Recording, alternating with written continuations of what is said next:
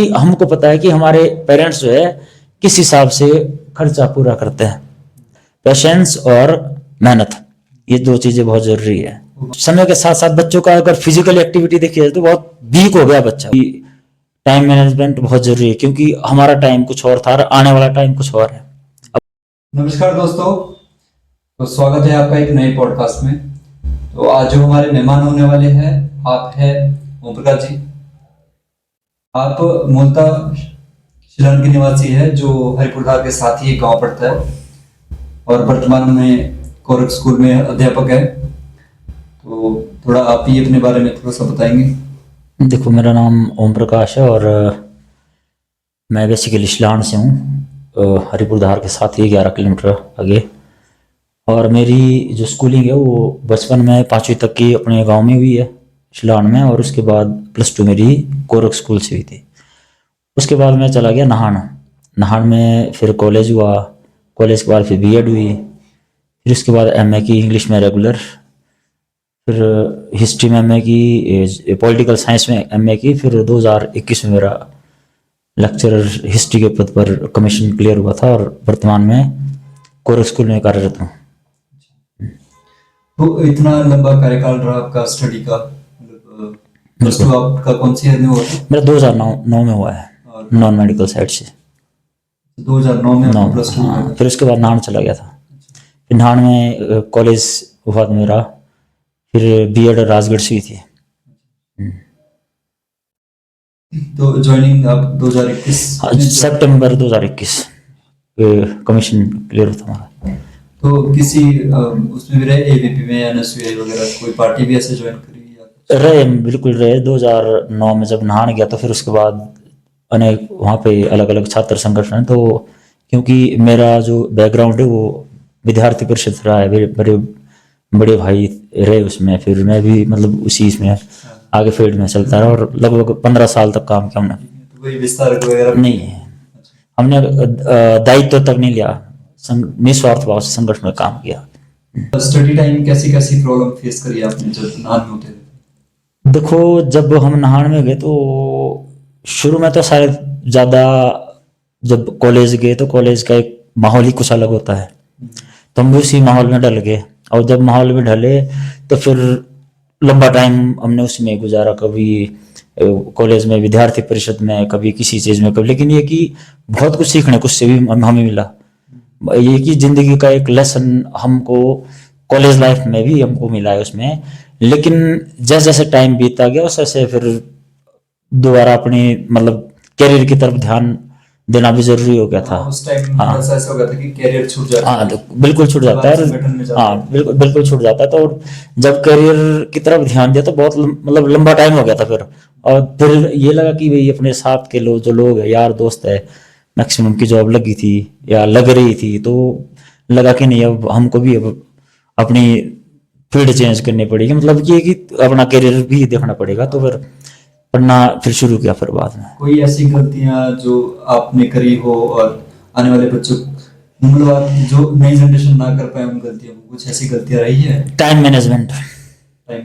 Management का मतलब है कि अगर जो चीजें, जैसे मान लो हम गए तो हमने बहुत सारा टाइम जो है वहां पे, खैर हमारे को सीखने को बहुत कुछ मिला, लेकिन सबसे जरूरी है आपका कैरियर जो है वो सबसे जरूरी है।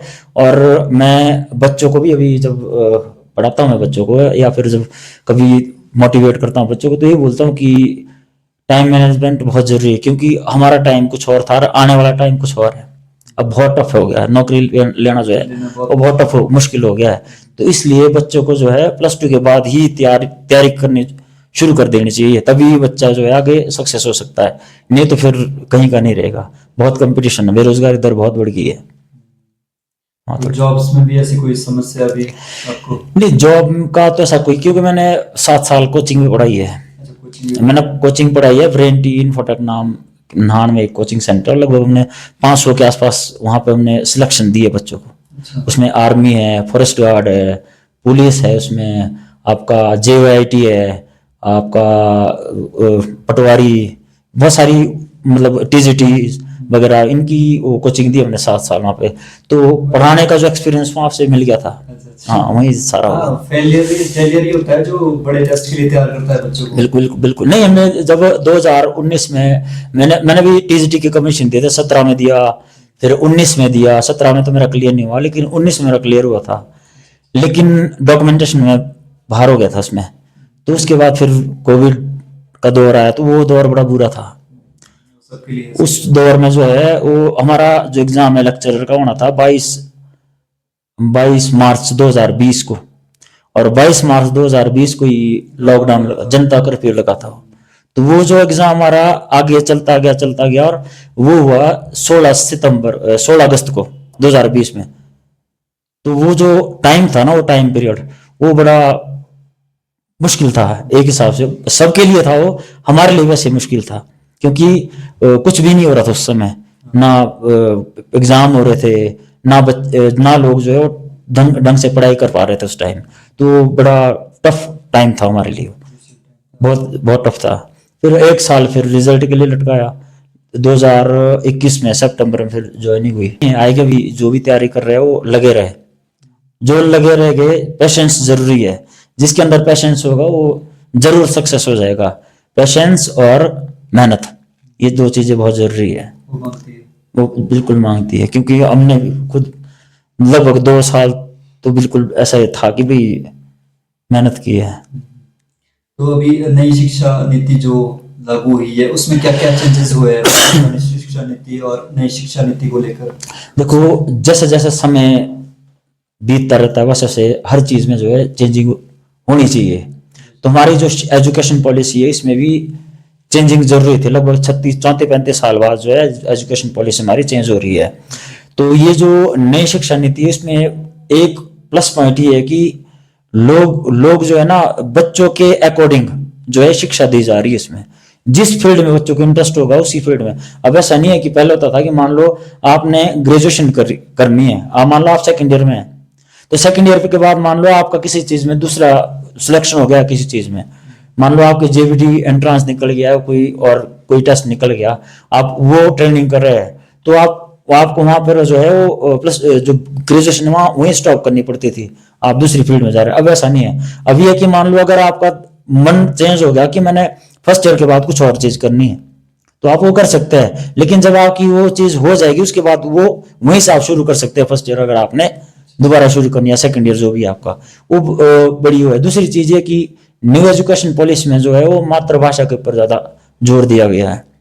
अब ऐसा नहीं है कि भाई मान लो इंग्लिश या कोई और लैंग्वेज हो कंपलसरी है। अब इसमें दिया कि आप मान लो हम हिमाचल से, तो हमारे को हिंदी जो है वो मातृभाषा या जो हमारी जो भी मातृभाषा है वो कंपलसरी कर दी है न्यू एजुकेशन पॉलिसी में। दूसरी चीज ये कि न्यू एजुकेशन पॉलिसी में जो है वो बच्चों को जो है वो जॉब, गवर्नमेंट जॉब के लिए तैयार नहीं करेंगे, बच्चे को जो इस तरह से तैयार करेंगे ताकि वो अगर गवर्नमेंट जॉब ना लगे और बच्चा जो है नए एजुकेशन पॉलिसी के तहत अपना जो है मतलब कुछ ना कुछ बिजनेस कर सकता है, वो रोजगार कर सकता है, उस तरीके का वो एक आईटीआई जैसे बिल्कुल होते हैं वैसे कॉलेज स्कूल में भी हो जाएगी। जब बीएड का तो चल रहा है, बीएड का 4 साल होगा, कॉलेज के साथ साथ बीएड भी हो जाएगी आपकी।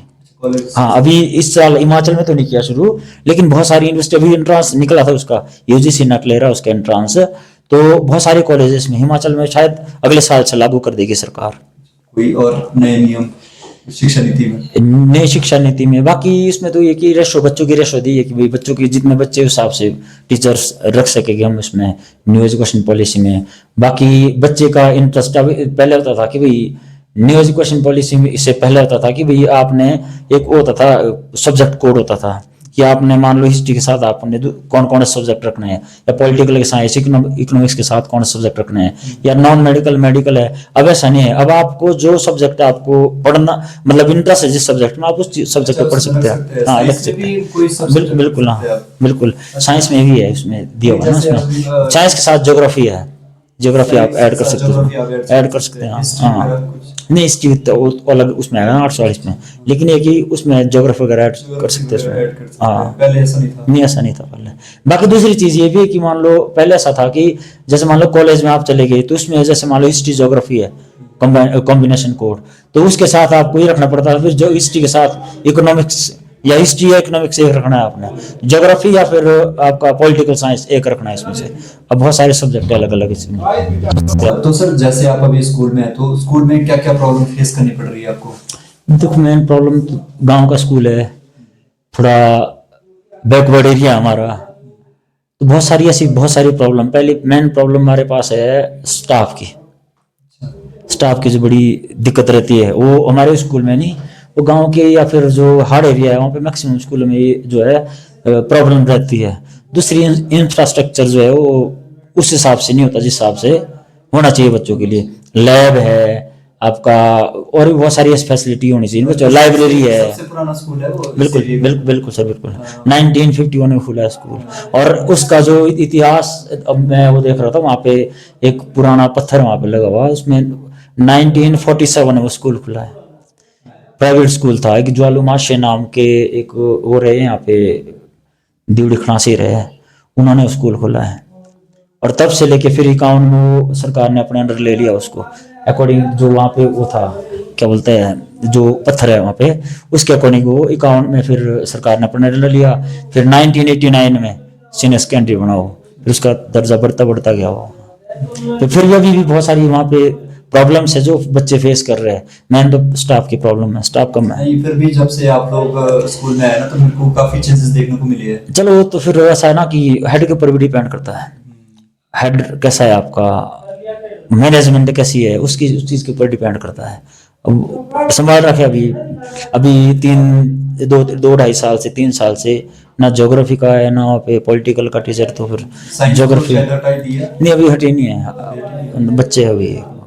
बाकी है कि ज्योग्राफी भी मैंने वहाँ पढ़ा है, जो टीचर नहीं है। पॉलिटिकल पढ़ा है मैंने, कि पॉलिटिकल में एमए की मैंने, और ज्योग्राफी कॉलेज में पढ़ा है। तो चिल्ड्रंस की कैसी एक्टिविटीज है बच्चों की वहाँ पे? बच्चे का ठीक है, एक तो देखो समय के साथ साथ बच्चों का अगर फिजिकल एक्टिविटी देखी जाए तो बहुत वीक हो गया बच्चा। वो हमारे स्कूल का नहीं, वो मतलब ये जो वो है ना जनरेशन, वो थोड़ी देर वो नहीं कर पाते, खड़े होकर प्रे नहीं कर पाते। हमारा जो खाने का सिस्टम या फिर इस चीज का, उसमें थोड़ा वीक हो गया है। धीरे धीरे मतलब बच्चे पढ़ाई में भी वो नहीं, एक्सपर्टीज नहीं आ रही है कुछ। चलो नहीं, हो तो फिर डिपेंड करता है ना बच्चे का जो स्टाफ है या घर का माहौल है कैसा है, वो उस चीज के ऊपर डिपेंड करता है। हाँ अभी जो मेन चीज है वो है आजकल जो नशा बढ़ रहा है, उस चीज से बचाना बच्चे का जो है वो सबसे जरूरी है। क्योंकि अगर नशे में पड़ गया बच्चा तो फिर वो वापस नहीं आ पाएगा। तो नशा सर स्कूल में कैसे आ रहा है, मतलब क्योंकि बहुत सारी आपने तो फेस किया होगा ये चीजें। स्कूल का तो वैसे देखो स्कूल में ज्यादा, क्योंकि हम भी निगरानी रखते हैं, स्कूल मैनेजमेंट कमेटी निगरानी रखती है, तो इतना ज्यादा वो नहीं है। लेकिन ये कि जो समाज है ना, समाज में बहुत सारी चीजें आज के डेट में बहुत सारी चीजें बढ़ गई है चीजें, और वो जो बच्चा जो है, बच्चे को कुछ पता नहीं होता है, वो उस चीज में बहकाव में आ जाता है और बाद में वो लत में फंस जाता है। और जब लत में फंस जाता है तो फिर निकलना बहुत टफ हो जाता है। और ये जो है वो हमारी एरिया की नहीं, ये पूरे देश की समस्या है, इस समय बहुत बुरी समस्या है। और आने वाले टाइम में ये और ज्यादा बढ़ेगी। सरकार उसके ऊपर कर तो रही है, रोज न्यूज़पेपर के माध्यम से, समाचार के माध्यम से हम देखते हैं कि भाई कितने लोग चिट्टा में पकड़े गए या उसमें पकड़े गए, सरकार भी कर रही है। लेकिन जब तक लोग जागरूक ना हो तब तक इस चीज के ऊपर जो है ज्यादा हम वो नहीं लगा सकते, अंकुश नहीं लगा पाएंगे हम उसके ऊपर तब तक। तो ये बहुत जरूरी है आने वाले समय में। और बच्चों के लिए कोई और संदेश? बच्चों के लिए तो ये संदेश है कि लगन से पढ़ना है और नशे से दूर रहना है। सबसे जरूरी है नशे से दूर, क्योंकि अगर नशे में पड़ गया बच्चा तो फिर वापस कम बैक करना जो है बहुत टफ हो जाएगा। और ये नहीं है कि भाई, मैं ये नहीं बोलता कि बच्चा जो है 24 घंटे पढ़ता रहे, खेलना भी जरूरी है। हर एक्टिविटी में बच्चा जो है पार्टिसिपेट करना चाहिए। लेकिन ये नहीं है कि भाई आप खेलते रहो या फिर ये कि हर चीज करनी चाहिए, लेकिन सबसे पहले सबसे जरूरी है पढ़ाई। क्योंकि हमको पता है कि हमारे पेरेंट्स जो है किस हिसाब से खर्चा पूरा करते हैं, उनकी फीस, कपड़े, ड्रेस वगैरह जो भी है वो कैसे पूरी करते हैं। तो उस चीज को ध्यान में रखते हुए जो है बच्चे को चलना चाहिए। क्योंकि पेरेंट्स जो है वो दिन रात एक करके जो है मेहनत करके बच्चों की फीस भर रहा है। और अगर बच्चे फिर भी नहीं समझे, नशे की तरफ चले जाए या फिर दूसरे और काम करे, तो फिर ये उस चीज में नहीं जाना। बच्चों के लिए संदेश है।